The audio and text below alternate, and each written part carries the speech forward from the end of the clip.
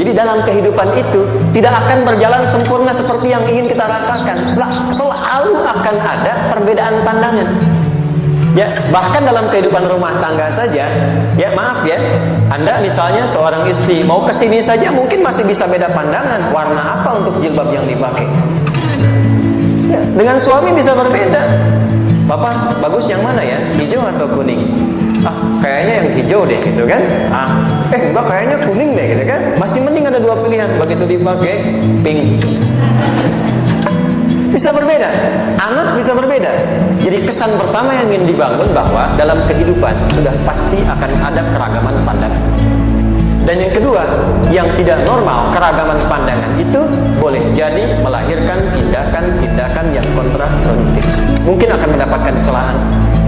Allah dicela, malaikat dicela, Rasul dicela, Nabi dicela, sahabat dicela, tabi'in dicela, ulama dicela.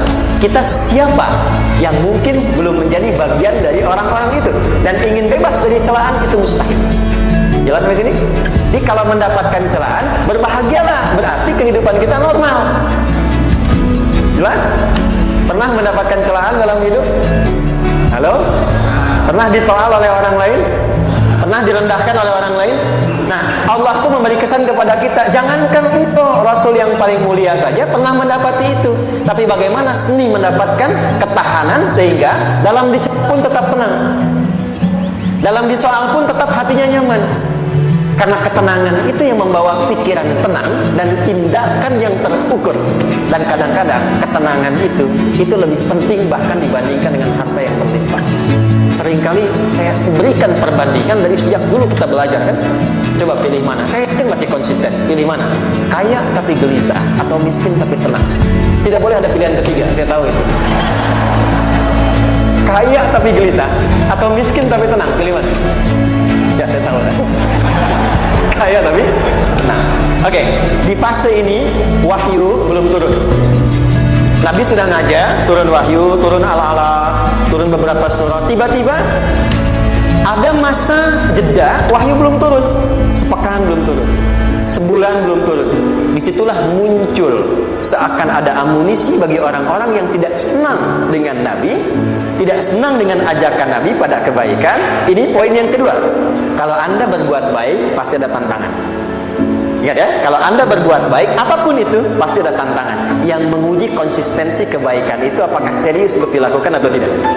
Maka mulai muncul tuduhan. Lihatlah Muhammad dari ditinggalkan sama Tuhannya. Tuh Muhammad udah gila tuh, naik turun bukit, naik turun lagi, kayak orang bengong. Muhammad udah ada beban di pundaknya. Jangankan umatnya, Rasulnya saja yang mengklaim Rasul punya masalah katanya, ya kan? Dan ditinggalkan Tuhannya, kok masih mau ikut Muhammad?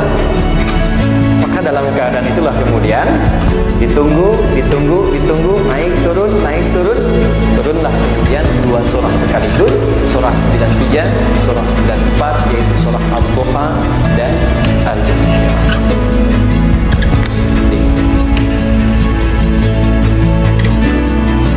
Oke, ini materinya dahsyat ya, penting sekali, saking pentingnya ini cepat habis tuh.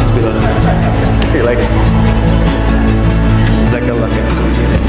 Kelihatan ya. Baik, yuk pelan-pelan.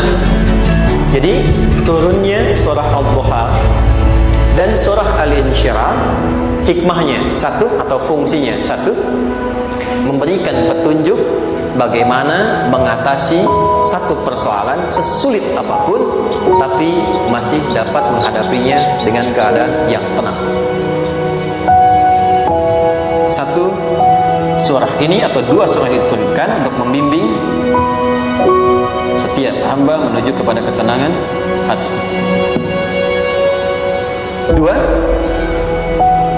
membangun kekuatan mental sehingga dalam situasi apapun dia tetap kuat mengatasi berbagai persoalan kehidupan.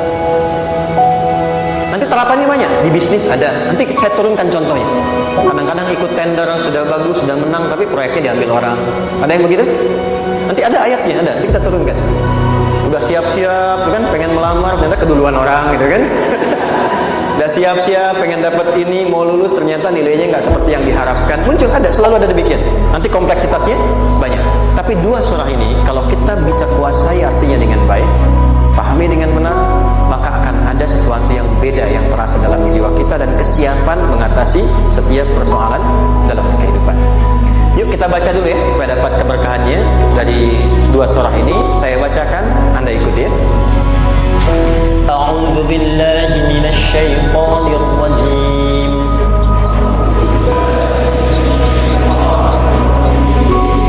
Bismillahirrahmanirrahim.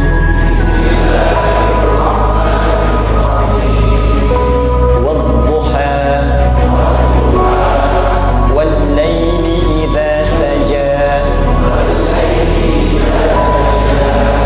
ma wadda'aka rabbuka wa ma qala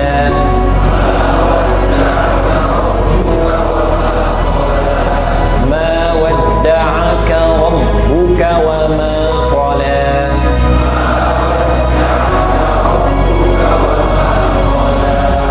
walal akhiratu khairun laka minal ula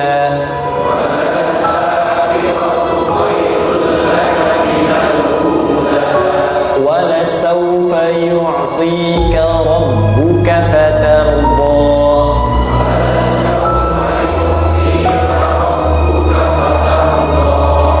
ألم يجدك يتيما فآوى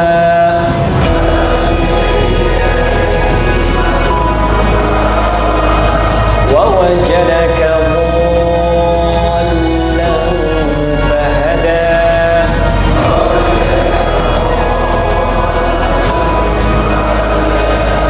ووجدك عائلا فأغنى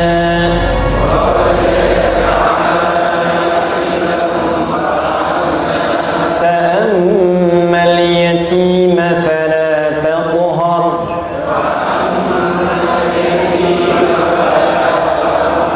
وأما السائل فلا تنهر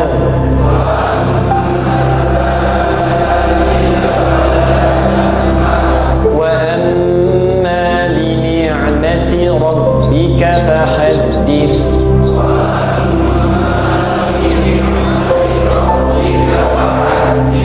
Baik, satu surah dulu, alhamdulillah. Izin saya bacakan tadi untuk diikuti supaya setidaknya kalau kita pulang dan ditanya bagaimana hidupmu kau jalani, seperti apa engkau berinteraksi dengan Quran yang telah aku turunkan, maka kita pernah menjawab, ya Allah kami pernah bacakan.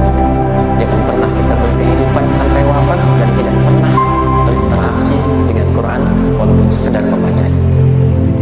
Wadduha, aku bersumpah, setiap huruf waw yang berada di awal kalimat di satu surah itu makna utamanya berarti sumpah. Ya, kosam sumpah. Seringkali diartikan demi, ya. Wal asri, demi masa. Wal fajri, demi waktu fajar. Wal laili, demi malam. Intinya sumpah. Sebentar, pelan-pelan. Kalau Allah menyampaikan sesuatu kepada kita, yakin tidak? Saya ulang, yakin tidak? Serius? Hah? Kalau yakin, kenapa tidak dilakukan? Ya, itu pertanyaan besar ya. Baik, kalau Allah menyampaikan, tidak bersumpah pun harusnya kita yakin. Tapi kalau Allah bersumpah dalam kaidah ilmu tafsir, berarti ada sesuatu yang sangat penting, yang saking pentingnya akan sangat dibutuhkan oleh setiap hamba, sehingga diminta setiap hamba itu fokus menyimak apa yang mau disampaikan. Bahkan saking pentingnya menyimak itu, Allah bersumpah. Jelas? Kalau teman-teman menemukan di Quran ada ayat dibuka dengan sumpah, berarti ada kasih Allah yang tinggi yang akan disampaikan di ayat itu sampai meminta kita fokus untuk menyimaknya. Ad-duha, untuk memudahkan maknanya, teman-teman kalau waktu duha itu jam berapa ya? Oke, sebetulnya dimulai sejak matahari itu mulai naik, yang memantulkan ya, atau menyinari cahayanya itu mulai terasa lembut. Ya kalau misalnya kita ambil 1,5 jam sholat subuh. Sekarang subuh 4:30 lah, taruhlah 4:30 ya. 1,5 jam berarti jam 6 kan? Nah itu awal duha tuh. Awal duha sampai ke pertengahan kurang lebih 9:30 jam 10. Akhir duha jam 11 sampai menjelang ke zuhur. Awal duhanya disebut dengan syuruk namanya. Syuruk. Jadi syuruk itu awal duha. Kalau sudah jam 6 ada cahaya matahari ya. Enak gak ke tubuh kita itu? Nyaman gak? Jam 8 enak gak kalau berjemur ya? Jam 9 enak ya? Nah, ini kata kiasan dalam bahasa Arab. Kalau kita merasakan sesuatu yang enak, nyaman, memberikan manfaat yang banyak, itu orang Arab sering memberikan kiasan dengan waktu-waktu tertentu. Di antaranya duha. Jadi kalau kita menemukan kalimat duha, jangan langsung diartikan ke waktu duhanya. Boleh jadi yang diinginkan adalah makna di balik itu, yaitu semua kenikmatan dan kenyamanan yang didapatkan. Cara mengartikan ini, wadduha, aku bersumpah kata Allah, ya Muhammad, demi semua kenikmatan yang kau rasakan dalam hidup, seperti engkau merasakan kenikmatan cahaya duha itu. Jelas? Wal laili idza saja, dan aku bersumpah al-lail, lail itu apa? Malam. Baik, lail turunannya layali jamaknya, lela, lili, lala itu malam. Jadi kalau ada ibu leli, ibu malam-malam ya. Al-lail. Oke. Lail itu malam. Malam gelap enggak? Gelap. Tapi kalau gelapnya gulita, tidak ada cahayanya, gelap betul gitu, gelap ya. Misalnya sedang kita dapati misalnya satu momentum padam lampu, padam semua, dan pas gerhana gelap sekali. Nah itu bahasa Arabnya disebut dengan saja namanya. Ya, saja. Wal laili idza saja. Dan malam apabila telah gulita. Zaman Nabi kan gak ada lampu. Ya, belum ada PLN. Ya, dan seterusnya. Jadi gelapnya betul-betul gelap. Saya mau tanya sebentar. Biasanya kalau situasi gelap itu mudah nggak menemukan benda tertentu? Melangkah mudah atau sulit? Tidak mudah untuk dilakukan kan? Dalam bahasa Arab, kalau kita ingin mengungkapkan satu kegamangan yang luar biasa, sampai kita merasakan gelap dan sulit melangkah, bukan hanya karena nggak ada cahaya, mungkin karena ada pekerjaan tertentu yang menyulitkan, masalah tertentu yang menyulitkan, sehingga merasa seakan-akan kita tuh gelap.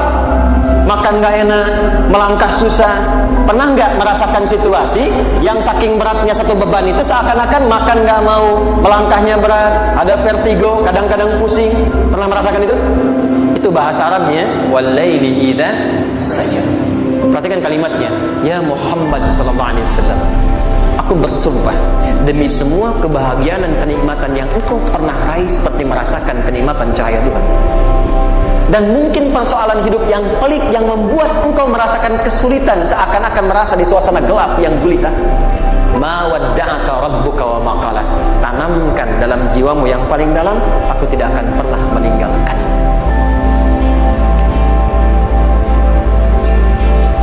Ada suami pulang dari pekerjaan, mendapati istri sedang termenung dan mengalir air matanya.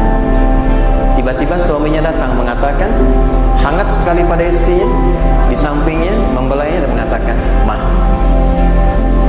demi semua suka yang pernah kita lalui bersama, dan demi duka yang mengalirkan air matamu saat ini pun, tanamkan dalam hatimu yang paling dalam, Papa akan selalu bersama Mama dalam setiap situasi." Kira-kira para ibu merasakan itu bagaimana perasaannya? Masa sih? Tapi itu menarik loh. Menarik ya. Jadi kalau teman-teman ngaji surat Yusuf, di surat Yusuf itu laki-laki diilustrasikan dengan matahari, perempuan diilustrasikan dengan rembulan. Ya. Inni ra'aitu ahada asyara kaukaba wasyamsa wal qamara ra'aituhum li sajidin. Ayah, aku melihat bulan dan matahari serta 11 gemintang sujud hormat kepadaku. Jadi matahari diartikan itu sebagai laki-laki, suami, ayah. Kenapa disebut matahari? Diilustrasikannya, matahari itu kan menyengat dengan kuat. Kalau kita menjemur, mengeringkan pakaian, melindungi. Tipikal suami itu melindungi. Ada yang ganggu istri, sengat dengan kuat. Ada air mata yang mengalir, hei, keringkan itu sehingga tidak larut air mata mengalir di pipi. Itu matahari. Sebaliknya rembulan. Rembulan itu kan enak dipandang, bukan bulannya ya. Bukan bulannya. Kalau bulannya kan desainnya nggak sempurna, baik terlihat. Tapi cahaya rembulannya tampil dengan indah, tampil dengan baik, enak dipandang, menenangkan, dan tidak tertukar. Jangan sampai ada istri jadi matahari, suami jadi rembulan. Jelas ya? Dengan kekuatan bulan aku menghukummu, ya kan? Oke.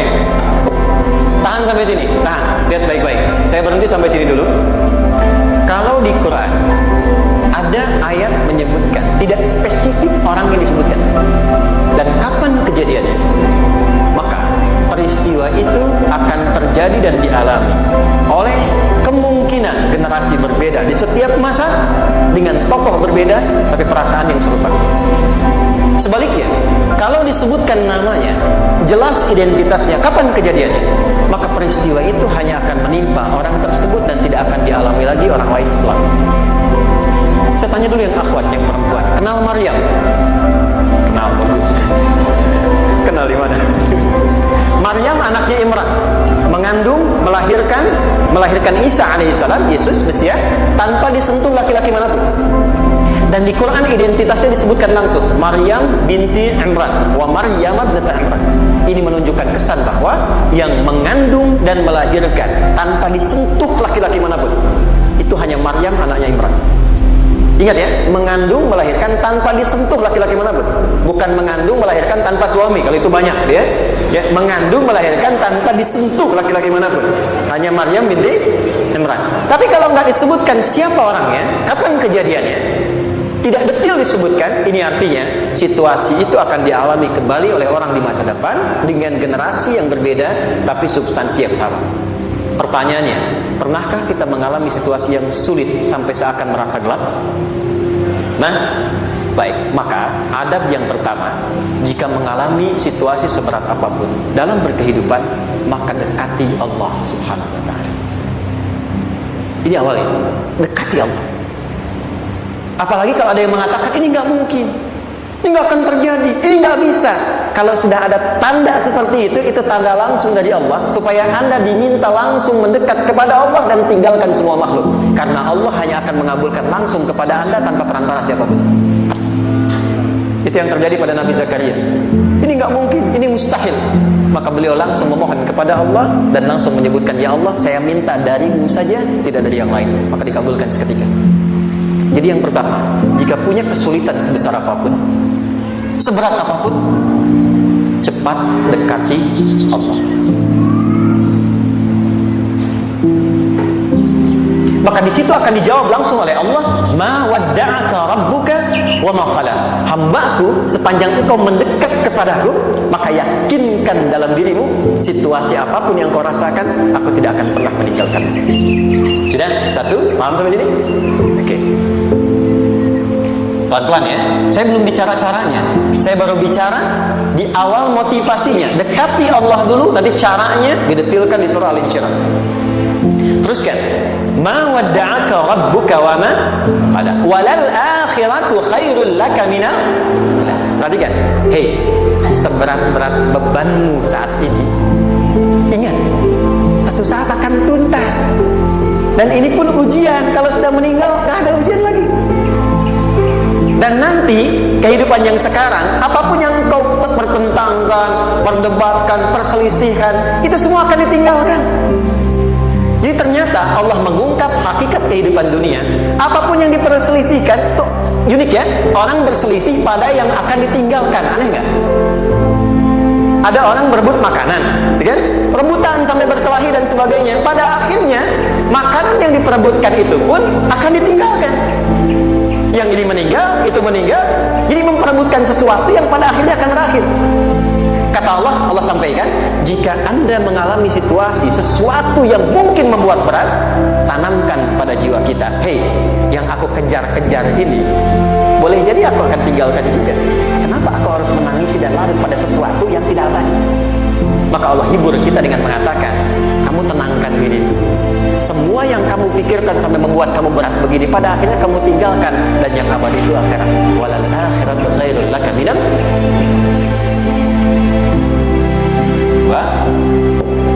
Pelan-pelan sikapi setiap masalah dengan proporsional. Jangan terlalu larut dalam sesuatu. Dapat job satu, pengen, udah siap, kontraknya besar, tiba-tiba hilang. Dipikirin, Anda mikirkan itu pun gak akan balik. Proporsional aja dulu. Ya, nanti caranya akan turun nanti di alim syirah. Tenangkan diri dulu. Prasangka baik kepada Allah Subhanahu wa taala. Boleh jadi apa yang Allah ingin berikan sebagai pendahuluan sekarang belum sampai kepada kita karena Allah menyiapkan yang lebih baik di balik itu. Kita belum tahu ada apa di balik itu sehingga kita tidak dapatkan itu. Sehingga kemudian Allah katakan walal akhiratu khairul laka minal ula. Teruskan wala saufa yu'tika rabbuka. Pelan-pelan, orang yang punya sikap seperti ini itu cenderung lebih dekat mendapatkan ridha Allah dibandingkan dengan orang-orang yang larut dalam kesulitan. Orang yang move on dengan setiap persoalan dalam kehidupan, cepat berpikir secara proporsional, tidak menggantungkan hidupnya pada persoalan tertentu sehingga membuat dia menjadi beban, itu lebih mendekatkan dirinya kepada ridha Allah dibandingkan dengan orang yang meratapi persoalan hidup. Ya. Pelan-pelan. Jadi spiritnya kalau punya masalah apapun jangan dilarutin terus, gak usah diratapi, cepat move on, berpikir lagi, rencanakan lagi, nanti detailnya ada di Al Insyirah. Tapi poin besarnya janji Allah mengatakan kalau Anda bisa move on proporsional, maka yang dijanjikan oleh Allah di situ Allah percepat datangnya ridha Allah Subhanahu wa taala. Kalau ridha Allah sudah datang, maka akan dua yang diberikan. Pertama kali, ketenangan di dalam jiwa, dan yang kedua, kemampuan untuk berikhtiar lebih baik mencapai apa yang diinginkan. Satu, kalau ridha Allah sudah diberikan pada seorang hamba, yang pertama diberikan ketenangan dalam jiwa. Bukan dunianya dulu. Bukan apa yang Anda ingin harapkan dulu. Pengen sesuatu, ya, pengen materi, pengen kedudukan, pengen lulus anaknya ujian, kan? Tiba-tiba terjadi sesuatu, diratapin, alih-alih meratap, alih-alih membuat status, alih-alih menyulitkan diri, kata Allah, terima dulu proporsional. Setelah itu dekatkan diri kepada Allah, turun ridha Allah. Begitu turun, yang pertama diberikan ketenangan kepada hati. Tenang dulu. Kalau sudah tenang, nanti dibimbing menyelesaikan apa yang sedang dihadapi. Itu poin yang ketiga. Pelan-pelan. 4. Kita masuk ke detail sekarang. Perhatikan baik-baik. Ini yang paling menarik. Alam yajidka yatiman fa'awa. Muhammad SAW, bukankah dulu engkau yatim? Punya banyak masalah? Aku selesaikan juga. Ayahmu meninggal sebelum lahir, ada ibu. Ibu meninggal, ada kakek. Kakek meninggal, ada paman. Ya kan? Ada teman yang menemani Sayyidah Khadijah, teman yang setia, semua kebutuhan tersedia. Artinya apa? Perhatikan baik-baik. Kalau Anda punya masalah sekarang, jangan sampai melupakan yang dulu-dulu pun pernah tuntas Allah selesaikan. Jadi kalau sekarang sedang punya persoalan, jangan sampai satu masalah ini membuat Anda kehilangan harapan dan kehidupan. Sementara Anda sadar dulu pun banyak masalah kok selesai juga. Kenapa dengan yang satu ini kita harus jatuh? Sekarang usia berapa? 20, 30, 40, 50. Sekarang usia 50 tahun, ada masalah, baru 5 menit datang sudah merasa jatuh. Yang 50 tahun ke belakang yang banyak selesai itu kita nilai atau tidak? Maka kata Allah, seperti yang dulu pernah aku selesaikan ribuan masalah itu, yang sekarang pun mudah aku tuntaskan. Jelas?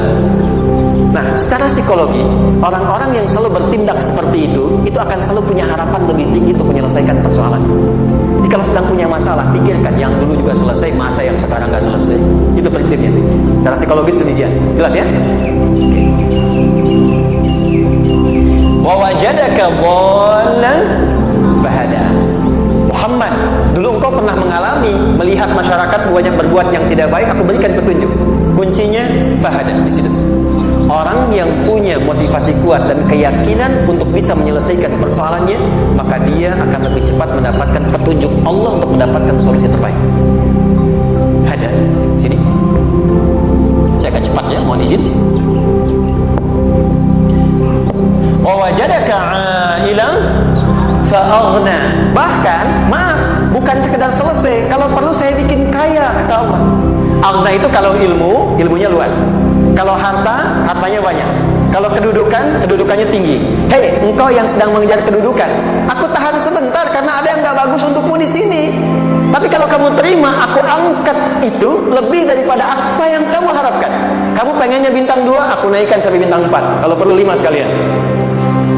Hei, kamu yang ingin kampus di sini, aku tahan. Bahasa kamu nggak lulus, kamu nangis, kamu mengadu, kamu datang pada orang tuamu. Orang tua mulai protes, mulai curhat macam-macam. Terima dulu. Mungkin di sini ada yang tidak baik, seperti doa ibumu yang sering memohon, ya Allah, jangan sampai anakku berbuat yang salah, jangan sampai terjebak narkoba, jangan sampai terbawa tawuran. Di sini ada yang kurang ketat untukmu. Kalau kamu riba, kamu terima, kamu proporsional, bahkan aku pindahkan ke kampus yang lebih baik yang tidak kamu bayangkan sebelumnya. Di orang-orang yang selalu menerima apa yang Allah ujikan dan riba dengan itu, maka Allah akan angkat derajatnya bahkan melebihi ekspektasi dirinya. Paham? Kalau sudah seperti itu, maka lihat ujung ayatnya. Lihat ujung ayatnya. فَأَمَّا الْيَتِيمَ فَلَا تَقْهَرْ. Maka jangan pelit berbagi kepada orang lain. Share. Kalau sudah sukses, share. Berbagi, bukan hanya materi, bagi ilmunya, ya, bagi kebahagiaannya.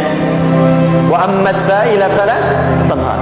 Jangan sampai nunggu orang minta. Kalau lihat ada kawan yang butuh, sekarang Anda sukses. Ini boleh jadi kesuksesan Anda itu tangganya dari teman-teman Anda. Kalau sudah teraih ke atas, lihat lagi anak tangganya ke bawah. Ajak teman, jangan ditunggu minta. Ajak, bawa dia, berikan peluang. Jangan sampai dia minta, apalagi Anda bentak-bentak. Aku kan yang dulu bantu kamu. Jangan sampai keluar kata-kata itu. Kamu bisa naik di atas karena aku kan yang dulu bantu kamu. Kamu bisa jadi pemeran utama karena aku yang rekomendasikan, karena aku yang dorong kamu. Bisa. Jangan sampai keluar kata-kata itu. Apalagi langsung keluar, tidak, ini karena ilmuku saja misalnya. Kalau itu bisa dilakukan dengan baik, lihat ujungnya. Wa amma bi ni'mati rabbika fahaddits. Maka semua nikmat yang dirasakan akan mudah untuk diimplementasikan dan disyukuri. Jadi semua nikmat itu bukan cuma dirasakan. Jadi membagi semua nikmat itu adalah rasa terbaik untuk menikmatinya. Maaf ya, Anda kalau punya makanan, dimakan sendiri. Dengan dibagi sama-sama, kira-kira rasa nyamannya yang pertama atau yang kedua? Kedua. Makan sendiri, enaknya sendiri kan? Tapi ketika ada teman berbagi dan tahu, wah enak ya, nyaman ya, ada kebahagiaan, ada ngobrol, ada tertawa, ada kebersamaan, itulah inti nikmat yang sesungguhnya. Wa amma bi ni'mati rabbika. Ternyata masalah yang diberikan bukan ingin memberikan beban, tapi ujungnya, endingnya, supaya Anda bisa mendapatkan nikmat berkualitas yang bisa dibagi. Lihat surat Ad-Duha itu jangan cuma lihat awalnya, lihat ujungnya. Ternyata ketika seseorang mendapat masalah seberat apapun, itu bukan ingin membebani, tapi ingin meningkatkan kualitas hidupnya supaya mendapatkan nikmat yang lebih besar dan merasakan nikmatnya itu dengan berbagi. Poin. Jadi kalau sampai sini kita paham dan kita beri nama misalnya dengan fikih ujian. Jadi kalau desain ujian ini sistematikanya kita pahami, maka tidak ada alasan untuk mengeluhkan persoalan.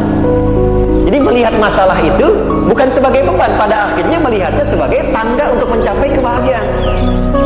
Jelas sampai sini? Baik, kalau sudah seperti ini, ingin punya masalah atau tidak ingin punya masalah? Tidak. Ingat ya, jadi kalau anak pulang bawa masalah, dilihatnya jangan beban. Oh, Allah ingin menaikkan kualitas pada anak saya, yang dengan itu menjadikan ia mendapatkan nikmat yang belum pernah didapati. Kalau rumah tangga sedang ada masalah, jangan banyak diperseterukan, tapi direnungkan sejenak. Oh, Allah ingin meningkatkan kualitas rumah tangga ini, sehingga kita bisa mendapatkan nikmat yang tidak pernah didapati sebelumnya. Makanya nikmat berumah tangga itu yang terbesar selalu bertambah ketika menyelesaikan masalah. Silahkan cek. Kalau sedang ada masalah berseteru kan, tapi setelah selesai kan jadi lebih nikmat ya. Ya, lebih senang lagi, lebih cair lagi, lebih bahagia lagi, lebih mendukung lagi. Ternyata ada nilai-nilai kebaikan yang tersimpan yang belum disadari sepenuhnya. Pertanyaannya, kadang-kadang mudah diucapkan tapi tidak mudah mempraktikkan. Bagaimana itu semua bisa ditempuh dengan baik sehingga ketika mengalaminya kita bisa tenang menghadapinya. Maka turunlah surah Al-Insyirah. Saya cepat.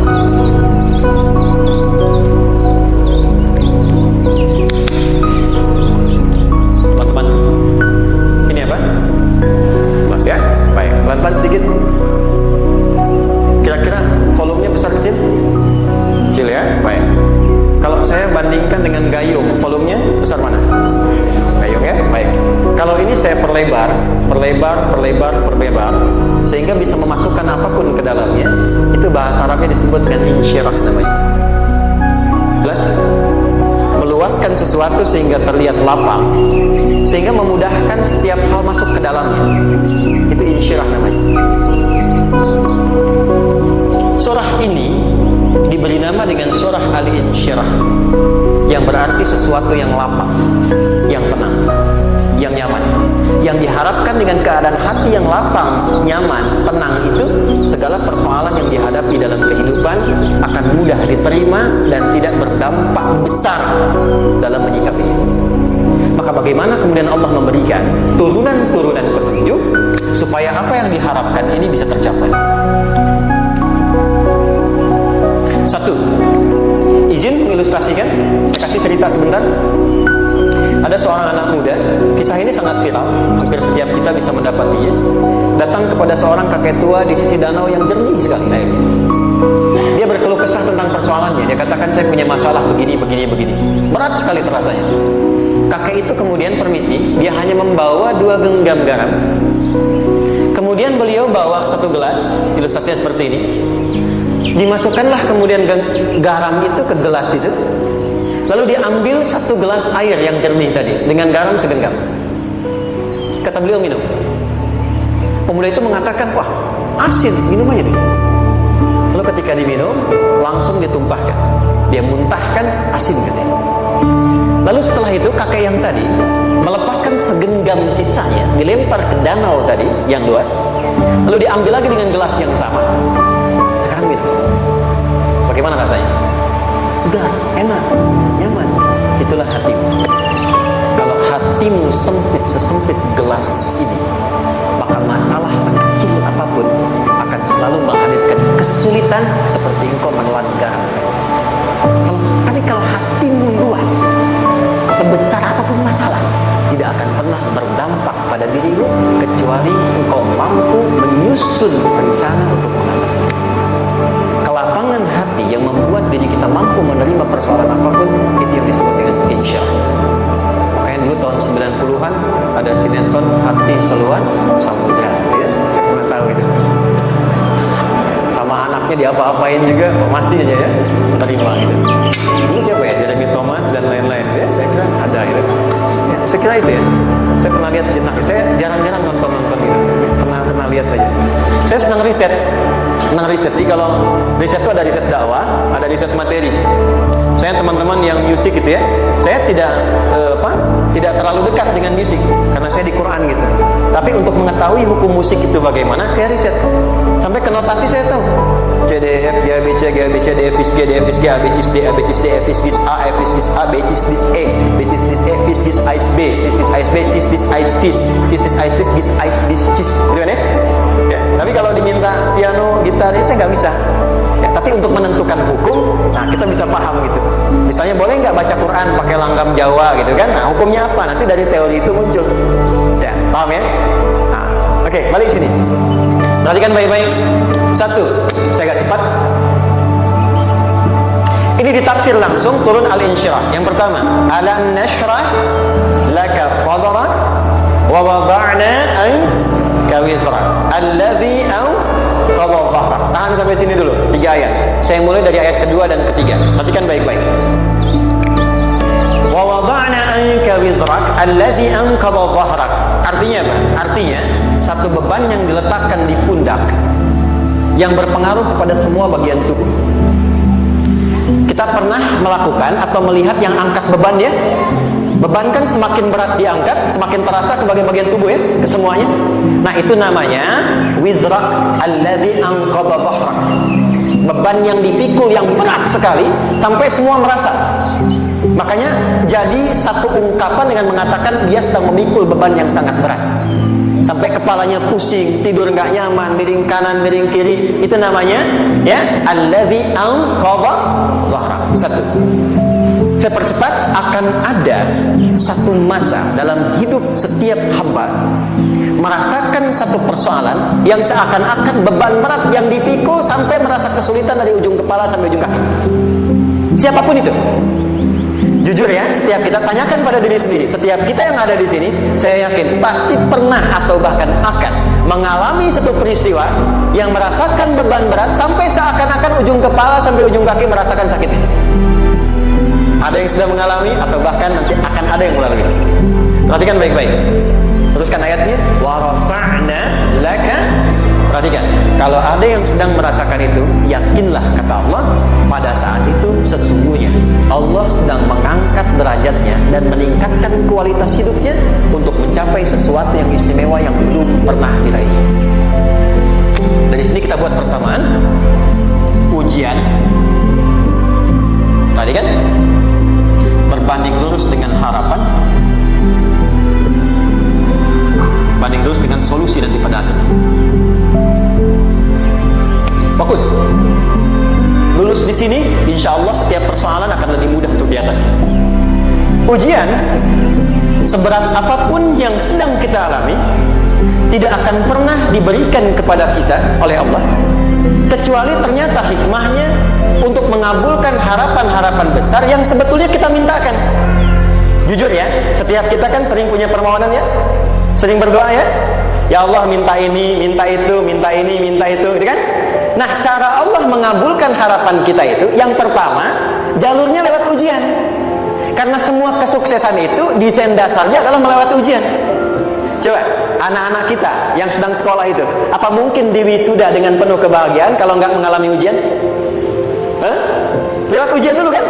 Dia belajar dulu, ujian dulu, ngatasin soal dulu, lulus, baru wisuda. Apakah mungkin akan dapat IPK 4 yang diharapkan kalau tidak mengalami ujian? Belajar dulu, ya kan? Ada waktu, sempat dia bangun malam, siang, dan seterusnya, belajar, keringat, dan sebagainya, baru bahagia kan? Dan ternyata belajar itu untuk diwisuda. Sebab kalau kita tidak belajar, mustahil dapat wisuda. Kalau tidak lewat ujian, mustahil dapat ijazah. Karena ternyata harapan itu, hukum dasarnya dalam berkehidupan, bisa diraih dengan melewati ujian. Ini poinnya. Jadi mohon, kalau sedang mengalami sebuah peristiwa dan kita harus menghadapi itu, coba renungkan, sebetulnya pernah berdoa apa sampai kita mengalami itu, sehingga dengan jalan itulah sebetulnya Allah ingin mengabulkan harapan yang dulu pernah kita mintakan. Jelas? Oke, satu. Yuk turunkan rumusnya pelan-pelan. Quran surah kedua ayat 286. Ini kesini dulu, baru nanti kita balik lagi. 2 Al-Baqarah ayat 286. La yukallifullahu nafsan illa wus'aha. Tahan sampai sini. Lihat baik-baik. Hukum yang pertama. Hukum pertama. Allah tidak mungkin menguji seorang hamba di luar batas kemampuannya. Di kaidah yang pertama tadi, kalau kita sedang diuji, sebetulnya ada harapan dan doa yang pernah kita mohonkan dan Allah ingin mengabulkan itu, jalan pertama adalah ujian. Tapi adilnya Allah, tidak akan pernah kita diuji kecuali sesuai dengan kemampuan kita. Jadi kalau nggak mampu, nggak mungkin diberikan ujian. Ingat ya, kalau tidak mampu, tidak mungkin diberikan ujian. Artinya harapan yang kita mohonkan pun akan sesuai dengan kemampuan kita. Jadi kalau kita minta sesuatu nggak mungkin bisa menggunakannya, nggak akan dikasih. Nah, balik ke sini untuk memberikan ketenangan kepada hati kita. Kalau sedang menerima persoalan, setelah kita mengatakan, oh ini mungkin ada harapan yang ingin saya dapatkan, jalannya lewat sini. Untuk memberikan ketenangan kepada hati, begitu persoalannya tiba, langsung katakan pada diri kita, saya pasti bisa menjalaninya. Mustahil saya diuji kalau nggak mampu menjalaninya. Itu bahasa singkatnya. Ingat ya, kalau ingin mudah menyelesaikan persoalan, kata Quran, setiap ada ujian, langsung katakan pada hati kita, insya Allah bisa. Nggak mungkin saya diuji kalau saya nggak sanggup. Jelas? Dan tanamkan itu pada hati yang paling dalam. Ini nggak mudah. Kalau cuma disimpan di pikiran, jadi beban. Tapi kalau Anda tanamkan dalam hati, seberat apapun masalahnya, pasti saya sanggup, pasti saya bisa. Pernah lihat dulu ada acara 90-an Benteng Atolik? Benteng Takeshi ya? Takeshi ya? Itu kan artinya kan bisa jawab ya. Tahu Ninja Hattori mendaki gunung lewati lembah ya, tahu ya. Songgoku, songgohan Saya tahu itu. Songoku Kamehameha Piccolo itu yang nulisnya Suzuki Watanabe, saya tahu. Benteng Hattori, balik lagi ya. Benteng Takeshi ya. Puncaknya kan main pakai itu kan, pakai tank ya dan sebagainya. Tapi pernah ingat gak satu episode itu? Begitu akan bertarung, kan selalu ada motivator di sampingnya itu mengatakan, ayo kamu bisa, gitu kan? Dia nggak ngaji Quran tuh, kita punya ayatnya. Pernah nggak? Buka lagi ya dulu ya. Oke. Korea, kenapa bisa nyusul Jepang? Salah satunya, waktu Jepang itu maju, setiap di Korea itu ditanamkan dari mulai anak-anak TK-nya. Kita harus lebih daripada Jepang. Sejak anak-anak TK. Sejak anak-anaknya TK. Itu ditanamkan betul. Kita bisa, kita dari TK. Sehingga ketika di sana bikin Honda, sini Hyundai. Hyundai kan dibacanya Hyundai. Kan? Sana Honda, sini Hyundai. Di apapun yang dibuat Jepang, Korea harus lebih unggul. Itu ditanamkan dari awal. Bisa. Kita itu sekarang punya ayatnya. Jadi kalau sedang punya masalah seberat apapun, katakan pada diri kita, insya Allah bisa. Gak mungkin diuji kalau gak sah. Bisa insya Allah. Bisa. Kenapa mah? Bisa. Jelas? Oke. Sudah di situ teruskan. Lanjutkan. Warafa'na laka dzikra. Teruskan. Fa inna ma'al usri. Ini poin terbesarnya. Fa inna ma'al usri yusra. Fa huruf yang menunjukkan sesuatu berlangsung dengan cepat. Inna di ilmu nahwunya berbunyi begini, di gramatikal bahasa Arab. Harfun nasbin wa taukidin. Tansibul isma wa tarfa'ul khabar. Mabniyun 'alal fathi la mahalla lahu min al-i'rab. Paham? Tidak. Inna huruf yang digunakan untuk menguatkan informasi agar ditancapkan ke dalam hati sekuat-kuatnya dan jangan pernah ragu. Jadi kalau orang Arab tuh nancapkan tongkat begini dan kuat, tidak goyah, itu nasab namanya. Nasabar rajul asam fil ardi. Inna ini harfu nasab. Jadi kalau ada di Quran dibuka informasinya dengan inna, maksudnya begini, hei, tancapkan informasi dalam hatimu dengan kuat, jangan pernah ragu. Yakinkan pada dirimu. Apa yang harus diyakinkan? Ma'al usri. Inna ma'al usri usrun sama dengan yusr. Mari ke sini. Oke. Apa artinya usrun? Sulit. Oke. Sulit itu ada dua. Ada sa'bun, ada usrun.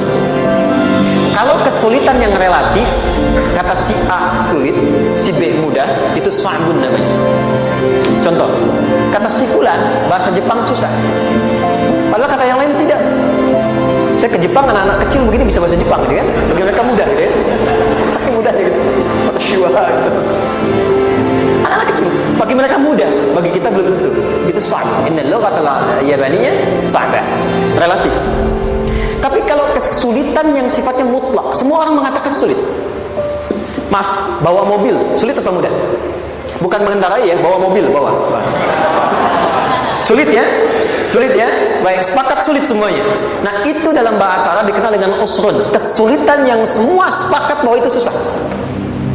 Sulit, semua sepakat. Dan ketika ada orang bicara, aku sedang punya masalah begini, semua mengatakan, wah itu nggak mudah, itu nggak mudah, itu usrun namanya. Lawannya, kemudahan yang relatif disebut sahlun. Tapi kemudahan yang semua sepakat bahwa itu mudah, itu yusrun namanya. Mengangkat spidol, semua mengatakan mudah, ringan, itu yusrun namanya. Perhatikan, Allah tidak memasangkan sa'bun dengan sahlun, tapi memasangkan usrun dengan yusrun. Orang-orang yang punya keyakinan kuat, setiap persoalan itu akan selesai, dan dia mengatakan pada dirinya, aku bisa melewatinya, maka perhatikan kalimatnya kata Quran, inna ma'al usri yusran. Sesulit apapun masalah yang sedang dia alami, maka Allah akan datangkan solusi semudah-mudahnya yang bisa dia nikmati. Dengan kata kata lain, kalau kita bawa ke bahasa psikologi, kalau sedang menghadapi persoalan seberat apapun, selain kita mengatakan ini pasti bisa saya lalui, saya insya Allah sanggup mengatasinya, katakan pada diri kita ini pasti selesai, pasti ada solusinya, pasti mudah. Katakan, walaupun memang solusinya belum datang, tapi tenangkan pada diri kita dengan mengatakan inna ma'al usri yusra. Bahasa psikologinya, katakan pada diri kita ini pasti selesai. Gak mungkin gak selesai, pasti ada solusinya, pasti mudah. Itu lebih memberikan harapan pada diri kita untuk menuntaskan persoalan dibandingkan dengan meratapi. Jelas? Teruskan. Fa inna ma'al usri. Kalau masih ragu kata Allah, katakan lagi sekali lagi sampai hati kita merasa nyaman. Jadi kalau sedang punya persoalan seberat apapun, tanamkan pada diri kita pasti selesai. Belum nampak, insya Allah pasti selesai. Gak mungkin diuji kalau gak ada solusi. Itu lebih memberikan harapan. Setelah itu, faida faraghta, mitigasi masalahnya, mitigasi persoalan. Tuliskan, ini masalahnya apa? Rumah tangga. Apa saja misalnya, dia ada suami, ada istri, ada anak-anak. Masalah ada di mana? Kadang-kadang menangnya jadi kusut karena satu-satu nggak segera diselesaikan. Maka kata Al-Quran, faida faraghta, satu-satu mitigasi dulu. Satu masalah di sini, lihat di suami, lihat di istri. Kalau pekerjaan, masalahnya apa? Sebelum bercabang kemana-mana, petakan. Apakah rekanannya? Apakah relasinya? Apakah kemampuannya? Apakah manajerialnya? Apakah marketingnya? Mitigasi, kotaki semua, selesaikan satu-satu. Setelah itu, apa yang dilakukan? Wa ila rabbika, tawakal sepenuhnya kepada Allah untuk menentukan hasilnya. Tawakal itu yang paling mahal.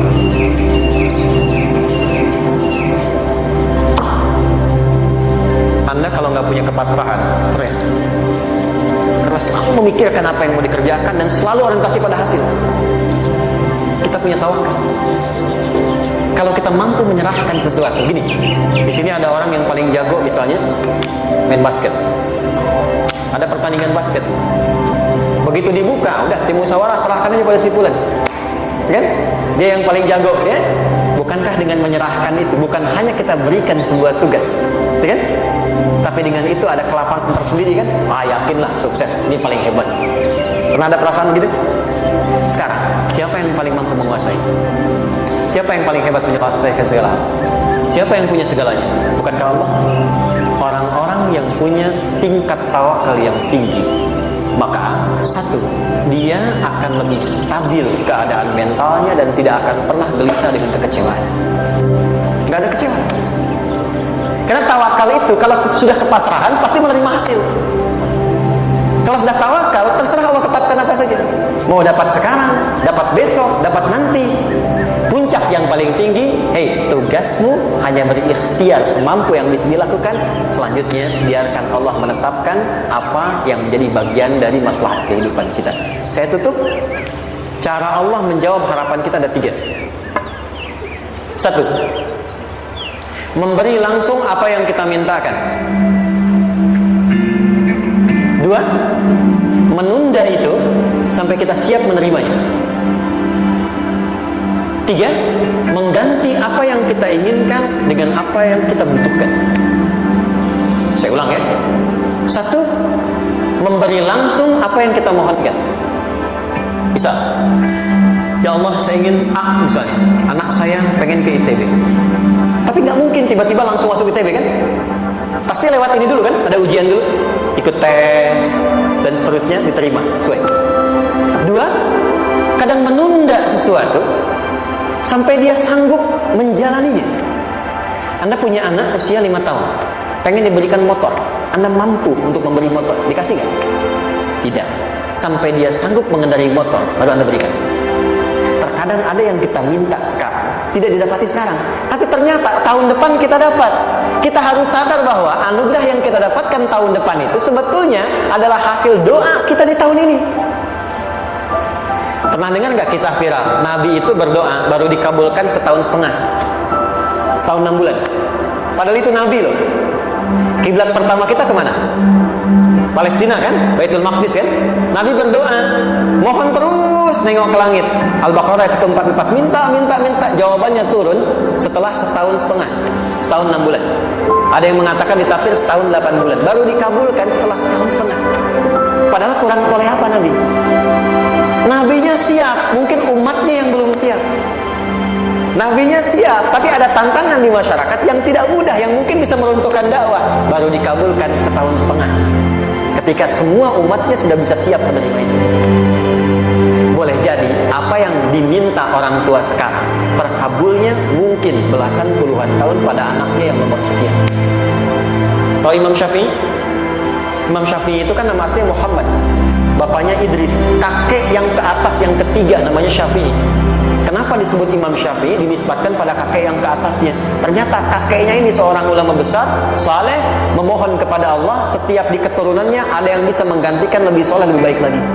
Ternyata yang didapatkan bukan dari anaknya, tapi generasi keturunan yang kesekian. Anda belum sekarang bisa hafal Quran, misalnya Anda bermohon berdoa, boleh jadi yang hafal mungkin bukan di anak, bisa di cucu, bisa di bagian keluarga yang lain. Maka terkadang tawakal itu tidak hanya memberikan hasil yang cepat, tapi memberikan keindahan yang terasa tertunda, tapi melengkapi kebahagiaan yang dirasakan. Penutupnya, boleh jadi minta ke ITB, diterimanya di Unpad. Minta motor, dapatnya mobil. Kalau itu senang, luar biasa. Minta mobil, dapatnya motor, kan? Ternyata kadang-kadang bisanya yang terakhir. Saya tutup, Allah mengabulkan apa yang kita butuhkan, bukan apa yang kita inginkan. Anak Anda sakit, dibawa ke dokter, kata dokter jangan dulu makan jeruk. Maka Anda pulang, dia minta jeruk, Anda berikan apel. Saya nggak mau apel, Mak, saya pengennya jeruk. Gak apa-apa, nak, ini apel rasa jeruk misalnya, kan? Anda berikan. Ternyata apa? Bukan ingin menyakiti dan tidak mengabulkan keinginan anak, tapi lebih memberikan apa yang dia butuh. Kadang-kadang maaf ya, teman-teman mintanya proyek A, udah capek, di situ nggak dapat, dapatnya di yang lain. Teman-teman, itu Allah berikan sebetulnya hasil ikhtiar Anda yang sebelumnya, cuma dikasih yang lebih baik yang tidak Anda pernah bayangkan masalah.